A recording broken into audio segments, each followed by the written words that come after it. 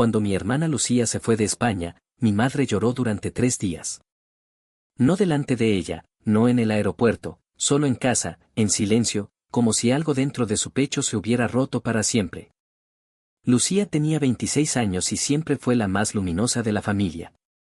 No porque fuera perfecta, sino porque cuando entraba en una habitación todo parecía girar un poco hacia ella. Yo siempre fui la hermana tranquila, la que se quedaba, la que ayudaba a nuestros padres, la que hacía las compras y acompañaba a mamá al médico. Lucía en cambio parecía destinada a irse. Primero se fue a Valencia a estudiar, después volvió un tiempo, y finalmente conoció a un hombre que cambió su vida. Se llamaba Elías. Lo conoció en Málaga cuando él estaba allí por trabajo. Era extranjero, reservado, educado, y según Lucía tenía una manera de escuchar que hacía que uno se sintiera comprendido sin necesidad de decir demasiado. Ella decía que con él se sentía vista de verdad, como si alguien entendiera su inquietud constante por escapar y empezar de nuevo en otro lugar. 8 meses después se casaron. Un mes más tarde Lucía se mudó con él a Bélgica, a una ciudad cerca de Bruselas. Cuando lo dijo en casa mi padre se quedó en silencio varios segundos antes de preguntar simplemente: ¿tan lejos? Lucía se rió y respondió que hoy en día nada estaba lejos. Pero en nuestra familia las distancias seguían siendo reales. Mis padres eran mayores, mucho más que los padres de la mayoría de la gente de mi edad.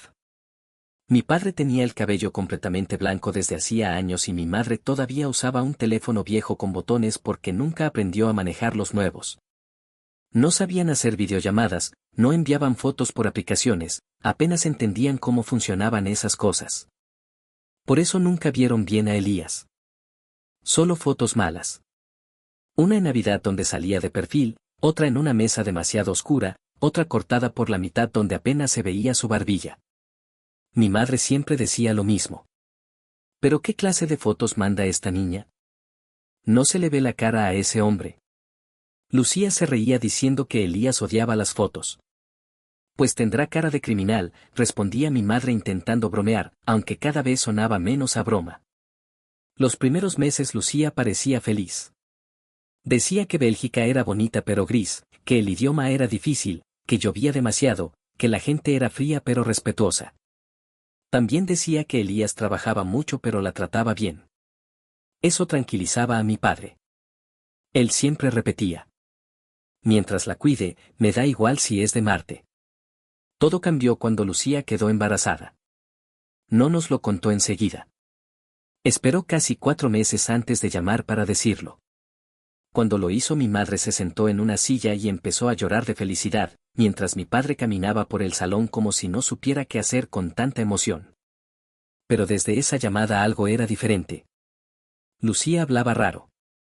No exactamente triste, pero tampoco alegre. Como si sonriera mientras miraba algo que los demás no podían ver. Le pregunté si estaba bien. Dijo que sí. Le pregunté si Elías estaba contento. Dijo que sí otra vez. Le pregunté si necesitaba algo. Tardó demasiado en responder antes de decir: no, estoy bien. Ese estoy bien me dejó inquieta porque las personas felices no suelen decirlo de esa forma. Los meses pasaron y el embarazo empezó a complicarse. Primero fue reposo, después más controles médicos, luego visitas constantes al hospital. Una madrugada a las 3:17 sonó el teléfono. Era Lucía. No dijo hola. Solo dijo: he tenido al bebé. La escuché llorar, pero no como cuando algo sale mal, sino como alguien que ha cruzado una puerta de la que no puede regresar. Desperté a mis padres. Mi madre tomó el teléfono y vi cómo su expresión cambiaba lentamente. Primero alegría, luego confusión, después miedo. Cuando colgó nadie habló durante unos segundos. Mi padre fue el primero en preguntar qué pasaba con el niño. Mi madre tragó saliva antes de responder: ha nacido con problemas. Eso fue todo. Con problemas. Una frase pequeña para algo demasiado grande. En los días siguientes supimos un poco más. El bebé había nacido antes de tiempo y tenía una condición grave. Necesitaba cuidados médicos constantes y los médicos todavía no sabían qué parte del daño sería permanente. Lucía hablaba poco, enviaba pocos mensajes y casi ninguna foto. Solo frases sueltas. Estamos en el hospital, hoy fue un día difícil, el niño sigue estable. Ni siquiera dijo el nombre del bebé hasta una semana después. Mateo. Mi madre empezó a rezar otra vez por las noches, algo que no hacía desde hacía muchos años. Mi padre no lloraba, pero se quedaba mirando la pared durante largos minutos como si intentara entender algo que nadie podía explicar. 2 meses después decidieron viajar a Bélgica para conocer al bebé. Yo organicé los billetes, el hotel y las direcciones impresas porque mi padre desconfiaba de usar mapas en el teléfono. Mi madre preparó una maleta pequeña con ropa, medicinas, una medalla de la Virgen y un sobre con dinero que llevaba años guardando por si algún día pasaba algo grave. Nunca los había visto tan nerviosos. No iban solo a conocer a su nieto, también iban a conocer por primera vez al marido de su hija. El viaje fue largo. Mi madre me llamó desde Madrid, luego desde Bruselas y luego desde el hotel. Siempre decía lo mismo. ¿Estamos bien? Pero yo sabía que cuando mi madre decía eso en realidad estaba asustada. Al día siguiente fueron al hospital. Lucía los esperaba en la entrada. Mi madre me contó después que casi no la reconoció. Había adelgazado mucho, tenía ojeras profundas y abrazaba como si incluso el cariño le doliera. Subieron a la habitación donde estaba el bebé. Mateo era muy pequeño y estaba rodeado de cables. Pero cuando mi madre se acercó abrió los ojos. Me miró, me dijo después, como si supiera quién era. Mi padre tuvo que salir al pasillo porque nunca soportó ver bebés en hospitales. Entonces mi madre preguntó por Elías. Lucía se tensó apenas un segundo antes de decir que había bajado a hablar con un médico. Esperaron varios minutos. Cuando la puerta finalmente se abrió, mi madre pensó que iba a ver a un desconocido. Pero el hombre que entró no era un desconocido para ella. Se quedó completamente inmóvil. No habló, no respiró, solo lo miró como si hubiera retrocedido 40 años en el tiempo. Elías sonrió educadamente y saludó, pero mi madre dio un paso atrás con una expresión de puro espanto. Lucía levantó la cabeza y al ver la cara de mi madre entendió que algo había terminado. No puede ser, susurró mi madre. Mi padre preguntó qué pasaba. Entonces ella señaló a Elías con una mano temblorosa y dijo: Yo esa cara la conozco. Lucía cerró los ojos un instante. Elías dejó de sonreír.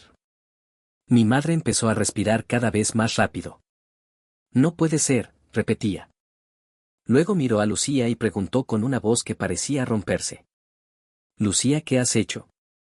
Lucía empezó a llorar en silencio.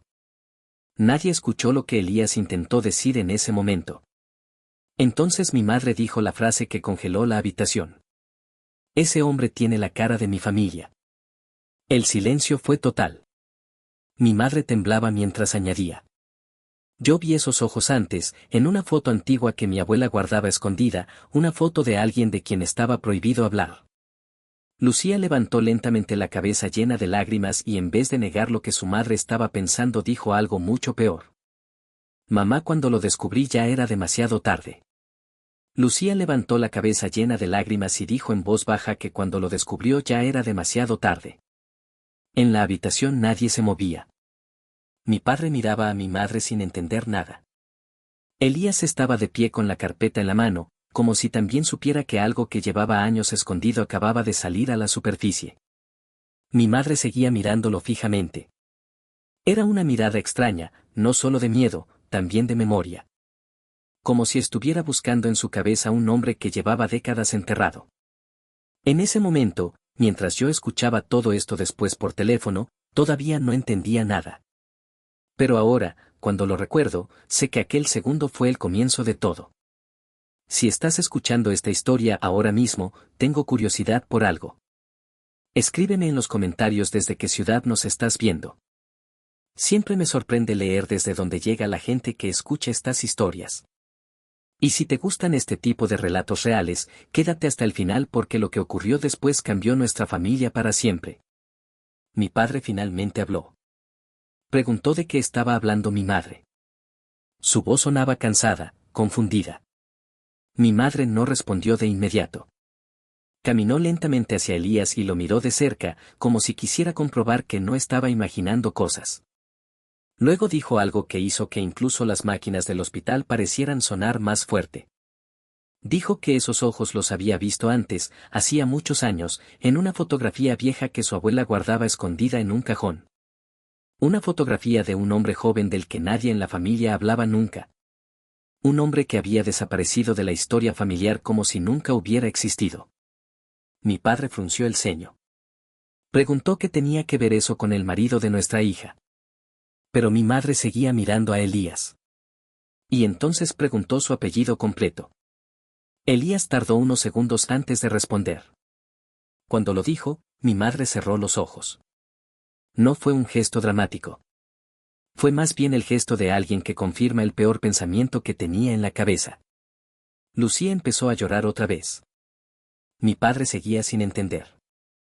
Preguntó qué estaba pasando, por qué todos estaban actuando como si hubiera ocurrido algo terrible. Mi madre respiró hondo y dijo que necesitaba sentarse. Se sentó en la silla al lado de la incubadora de Mateo. Miró al bebé, luego a Lucía, luego otra vez a Elías. Y dijo algo que nadie esperaba. Dijo que hacía 40 años, antes incluso de que yo naciera, en nuestra familia había existido un hermano del que nadie hablaba. Un hermano que se fue muy joven, después de una pelea terrible con su propio padre. Nadie volvió a saber de él. Con el tiempo simplemente dejaron de mencionarlo. Como si borrar su nombre fuera la única manera de olvidar lo que había pasado. Mi padre la miraba como si estuviera escuchando una historia de otra familia. Porque él sí sabía de quién hablaba. Pero nunca había pensado en él durante décadas. Aquel hombre se llamaba Rafael. Y según mi madre, la última fotografía que su abuela había guardado de él mostraba unos ojos exactamente iguales a los de Elías. El silencio en la habitación se volvió insoportable. Lucía no miraba a nadie. Elías parecía más pálido que antes. Mi padre empezó a entender poco a poco hacia dónde iba aquella conversación y negó con la cabeza inmediatamente. Dijo que era imposible. Que estaban mezclando recuerdos con coincidencias. Que el mundo era demasiado grande para que algo así fuera real. Pero mi madre seguía mirando a Elías como si el tiempo se hubiera detenido. Entonces Elías habló por primera vez con claridad. Dijo que nunca había conocido a su padre. Que su madre lo había criado sola en Bélgica. Que su madre siempre evitaba hablar del pasado. Dijo que lo único que sabía era que su padre había sido español. Cuando dijo eso, Lucía empezó a llorar más fuerte. Mi madre se llevó la mano a la boca. Mi padre ya no decía nada. Si estás escuchando esta historia hasta aquí, quiero preguntarte algo. ¿Alguna vez has sentido que una coincidencia era demasiado perfecta para ser solo casualidad? Cuéntamelo en los comentarios, porque lo que pasó después todavía me pone la piel de gallina incluso ahora. Mi madre pidió ver el apellido de la madre de Elías. Cuando él lo dijo, algo en su expresión cambió por completo. Era como si todas las piezas de un rompecabezas que llevaba años incompleto se hubieran colocado de golpe en su sitio. No gritó. No acusó a nadie. Solo miró a Lucía con una tristeza profunda y preguntó si ella ya sabía todo esto antes de casarse. Lucía negó con la cabeza. Dijo que no. Que cuando conoció a Elías no sabía nada. Que lo descubrió meses después de mudarse a Bélgica, cuando encontró unos documentos antiguos en casa de la madre de Elías. Documentos donde aparecía el nombre de su padre biológico. Un nombre que ella reconoció inmediatamente de las historias viejas que escuchó de niña en nuestra familia. En ese momento ya estaba embarazada. Mi padre se levantó lentamente de la silla.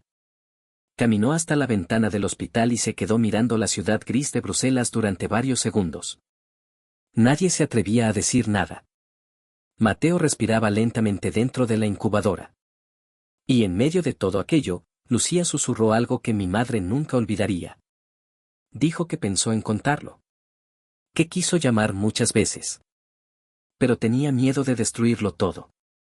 Miedo de que la familia se rompiera para siempre. Mi madre no respondió de inmediato. Se levantó despacio y caminó hacia la incubadora. Miró al pequeño Mateo durante unos segundos. Luego acarició suavemente su mano diminuta a través del cristal. Y finalmente dijo algo que nadie esperaba escuchar en ese momento. Dijo que el niño no tenía la culpa de nada. La tensión en la habitación cambió de forma extraña. Como si el aire se hubiera vuelto más pesado. Mi padre volvió a la silla. Elías seguía sin saber dónde mirar. Lucía parecía agotada, como si llevara meses esperando ese momento. Pero la historia no terminó ahí. Porque lo que mi madre recordó después de aquello fue aún más inquietante. Y si has llegado hasta este punto de la historia, escribe también en los comentarios desde qué ciudad nos estás viendo. Me gusta imaginar quién está escuchando al otro lado. Y si aún no sigues el canal, puedes hacerlo ahora para no perderte la continuación, porque lo que mi madre recordó después fue lo que realmente cambió todo. Mi madre se quedó mirando a Mateo durante varios segundos. El pequeño respiraba lentamente dentro de la incubadora, ajeno a todo lo que estaba pasando alrededor. Después levantó la mirada y volvió a observar a Elías con mucha atención, como si estuviera buscando un recuerdo más profundo todavía. Y entonces dijo algo que nadie esperaba. Dijo que ahora lo recordaba todo. No solo la fotografía. También la historia detrás de esa fotografía. Hace más de 40 años, aquel hermano del que nadie hablaba, Rafael, desapareció después de una pelea terrible con la familia. Nadie volvió a saber de él. Durante años pensaron que simplemente había decidido romper todo vínculo y empezar una nueva vida en otro país. Pero mi madre recordó algo más. Recordó que, antes de desaparecer, Rafael había mencionado que se iría a Bélgica a trabajar con unos conocidos. Cuando dijo eso, el silencio en la habitación fue absoluto. Elías bajó la mirada. Lucía cerró los ojos. Mi padre parecía 10 años más viejo de repente. Mi madre entendió entonces lo que había pasado. No era una coincidencia. El hombre que había desaparecido de nuestra familia décadas atrás había construido una vida nueva en otro país. Había tenido un hijo. Y ese hijo era Elías. Pero lo más duro no fue descubrir eso. Lo más duro fue entender que Lucía había descubierto la verdad demasiado tarde, cuando ya estaba esperando a Mateo. Nadie gritó. Nadie acusó a nadie. Mi madre simplemente volvió a mirar al bebé. Y dijo algo que todavía hoy recuerdo perfectamente. Dijo que los errores de los adultos no deben convertirse en la carga de un niño. Mateo seguía respirando despacio, pequeño y frágil, pero vivo. Y en ese momento todos entendieron que, más allá de los secretos, de las coincidencias y del pasado, lo único importante ahora era él. La familia no volvió a ser la misma después de aquel día. Pero tampoco se rompió. Porque a veces la verdad llega tarde. Y aún así todavía hay algo que salvar. Por cierto, antes de terminar esta historia, me da mucha curiosidad algo. Si escuchaste todo hasta el final, escribe en los comentarios desde qué ciudad nos estás viendo. Siempre me sorprende ver desde dónde llegan las personas que escuchan estas historias. Y si te gustan relatos como este, puedes seguir el canal para no perderte los próximos.